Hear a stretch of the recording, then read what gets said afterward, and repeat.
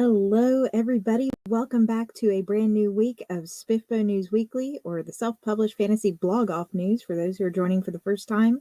Welcome.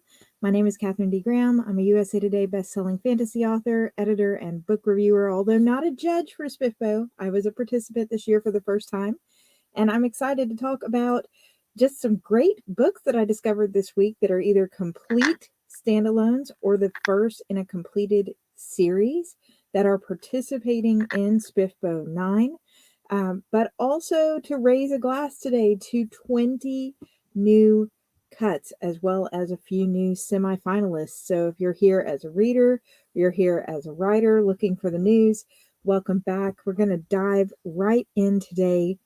So I know that not everybody likes waiting for a series to come out, which is part of what inspired me to put together this collection for you guys today. There are 12 different books participating in SPFBO that we're going to talk about tonight that are either the first volume in a series that is 100% complete. You can start binge reading those tonight.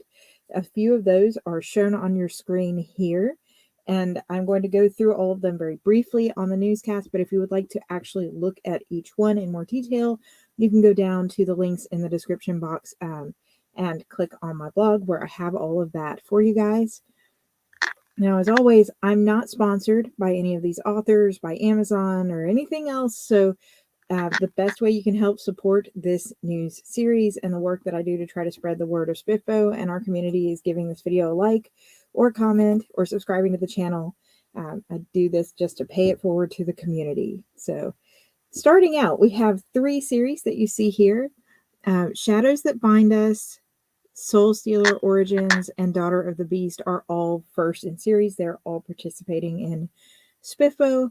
And I've heard all different kinds of things about Daughter of the Beast and seen a couple posts about Soul Stealer Origins. I have not read that personally yet, though, and Shadows That Bind Us. So if you have read any of these, I'd love to hear your opinion in the comments. Welcome to everybody who's watching live, too. Laura's on. Katherine is on. So book 3 in the same series. Nice. Oh, you're actually proofreading is what Katherine's talking about. So congratulations. Exciting. Next, we're going to move on to a different type of series. The Betrayer, which is in SPFBO9, is the first in a duology of books, and Autumn of Chaos is the first in a series of 4 different books in a completed series. So if you're more of a duology person like myself, you can grab that there. And if you like longer series, there is a longer series than a trilogy in here. And if you want something just to sort of get to know the authors and you're not 100% sure who to start with, maybe you don't want to jump into a series quite yet, there are standalone novels, which you can see on the screen in front of you. The Yakni's Eye, Candle Children, The Many Shades of Midnight, The Fae in the Castle Garden, The Vow That Twisted Fate, and The Legend of Talhiri are all standalone novels, so you can get it, read it, and have that out of the way, and also get an idea of what these authors write like before you commit to other series of theirs or works of theirs. And personally, I'm a huge fan of standalones. I think that's why my debut is a standalone. But yeah, excited to see that my book is among some other great looking standalones in the competition this year. If you've been collecting, here's the example of the blog. Again, for those joining late, you can see all of these books and series that are standalones or completed series on my blog today. Sorry to hear your computer froze, Katherine. So if you've been collecting the books, you know that every week, if I find one that's on a good deal or a giveaway, I try to mention it here for you guys. And today there are 2 that are worth mentioning and grabbing if you're looking for a special. The Relic Thief by Jill Chard is 99 cents in the month of August. And Simon Graham has been posting about Dark Lament for the last week. It is 99 cents today. I'm not sure how much longer Simon's book will be 99 cents. So if you're looking for sort of a darker fantasy, you might want to give these 2 a look while they're still on sale. With that, we're going to dive into the big news. 20 books have been cut this week, and there are 3 new semifinalists, bringing our semifinalist total up to 10. So I'm very excited to jump in today. I hope everybody has their mugs, glasses, root beer bottles ready to do some cheering, though, because there has been a lot of cuts this week. But there are 227 total books that are undecided, so they're either not semifinalists and they are not cut, remaining in the contest as of today, which is July. I'm a month behind. August 15th, 2023. So we're going to start our, newscast off with the 3 newest semifinalists for once. We have Pawn's Gambit, The Blood of the Lion, and A Dagger in the Winds. All were chosen as semifinalists by their blogs. If you're new and you're going, what is SPFBO? What are these stats? This is for the self-published fantasy blog off that is organized by Mark Lawrence. There are 300 books participating. 10 different blogs are judging them. Each of those blogs have to pick semifinalists, which are then read by all the blogs, and a finalist. Of course, the group of finalists are announced, and then winners. So these 3 books have passed the first major cut.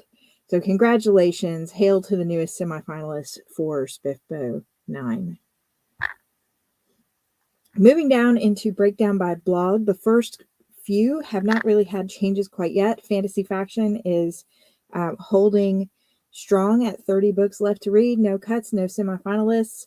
I'm going to start taking bets in the comments. Who wants to bet how many weeks are left before we start seeing some cuts from Fantasy Faction? That might have to be a whole news episode highlight in and of itself. Yes, we're celebrating our finalists here. Laura, Katherine, and Reed. Thank you, guys. Fantasy Book Critic is holding at 18 books left to read this week. 9 books cut, and the same 3 semifinalists. Lynn's Books and the Critiquing Chemist is also holding at 30 books left to read with no cuts and no semifinalists. Now we're going to move into new news. We have the Weatherwax Report, had 19 books left to read now and 7 books cut, no semifinalists. And I know I got a question about this last week, so I'm going to address it here. I am getting the number of books that are left to read from Mark Lawrence's website, which is linked in the bio. Mark Lawrence organizes SPFBO. And as the bloggers post reviews about the book, Mark links those reviews to the books on that page that I have linked in the description box. Every book that receives a review, I count as a book that has been read. So the ones that have been read but have not been cut are still technically in the running to become a semifinalist or finalist. In this case, only 7 books have been cut, even though we have 19 books left to read out of the total 30. We're raising a drink to 4 new cuts this week with Weatherwax Report. That is The Fractured God, A Magical Imperative, Awakening in the Obsidian series, and Felix Chance. So we're going to raise a drink to them. That more than doubles the amount of cuts in the Weatherwax Report after last week. Yes, thank you, everybody. Got drinks being raised for our fallen semifinalists here. It always takes so much to put your books out there, and major props to putting it out there. Moving into Becky M now. Becky M is also up this week, up to 9 books cut, 18 books left to read. No semifinalists as of yet. So a few books still in the running for that there. We're raising a drink on Becky M's. There are 3 books on hers. I really don't know how to pronounce R.L. Parker's. I'm so sorry. Sitchi, maybe? Dream of the Sphere and Throne of Deceit. And I'm devastated personally to see Throne of Deceit among the cut, and the point to really make for fellow readers who are watching this at some point, or authors who are also readers, is that sometimes a blogger's preference has a lot to do with what books move forward. And all of these reviewers gave thoughtful, deep reviews about these books. and really worked hard to try to say what kind of audience might enjoy them. So even though these books got cut, I hope that you guys will take a minute to look deeper into the reviews. All of the bloggers' links are in the description box so that you can see their reviews, and maybe find a new book that's good for you. Moving on, we're going to Before We Go blog, which has 25 books left to read, 4 books cut, and 1 semifinalist this week. No change there. Queen's Book Asylum, we know, has really been hauling the cuts, the semifinalists, and the reads, and we are up to 12 books left to read on Queen's Book Asylum. 16 books have been cut, and 2 semifinalists are announced right now. I think Queen's Book Asylum and Covers with Cassidy, which you'll see later on in this blog newscast, they are really going neck and neck on reading the most books right now. So I wonder, what do you guys think? Who's going to finish their books first? Today, 1 book was cut from Queen's Book Asylum. That is called Amidst the Shadows. And I know it's got to be a really hard thing to be cut and be the only one for the week. I was cut several weeks ago, but I was in the company of peers. So you're not alone, MT Fontaine. Good on you for putting your book out there and staying strong. Yes, it's brutal, probably. Queen Book Asylum. All right, Bookborn is a little quieter. They are knocking out their reads. They have 20 books left to read, but only 1 book cut so far, and no semi-finalists as of yet.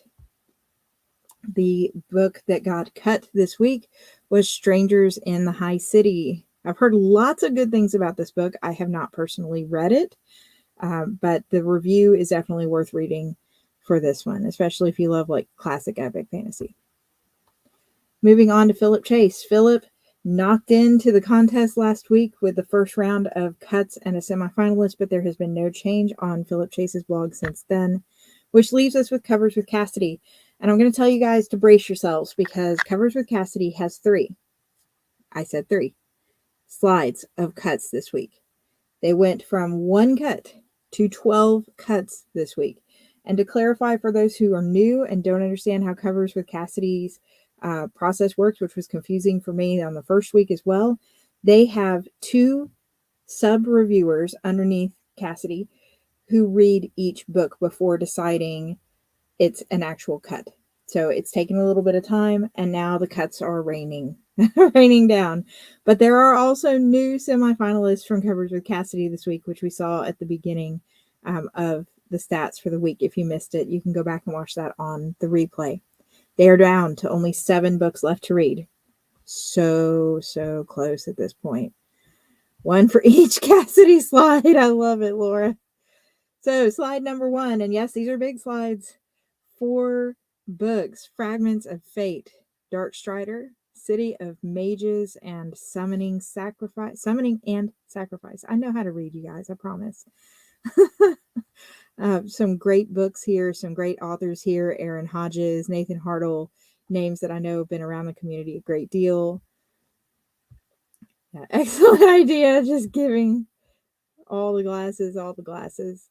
The second round of 3 or 4 that were cut this week is The Crystal Gunslinger, Grace Defend Us, Bioshifter, and A Sword of 3 Rivers. Then last, we have these 3: Ash and Blood, Spellfade, and Echoes of Avalon. So those are all of the 3 slides worth of cuts for Covers with Cassidy this week. Thank you, everybody, for supporting them. Next week, I will be back, hopefully on Monday night. Thank you guys for understanding my shift to Tuesday this week. Life happens and happens hard sometimes. But typically, SPFBO News Weekly is a Monday night at 8:30 p.m. Central Time series. And next week, we are going to be diving in a little deeper to some of these books. I have interviewed a few authors and have gathered up reasons why they would put their books into SPFBO.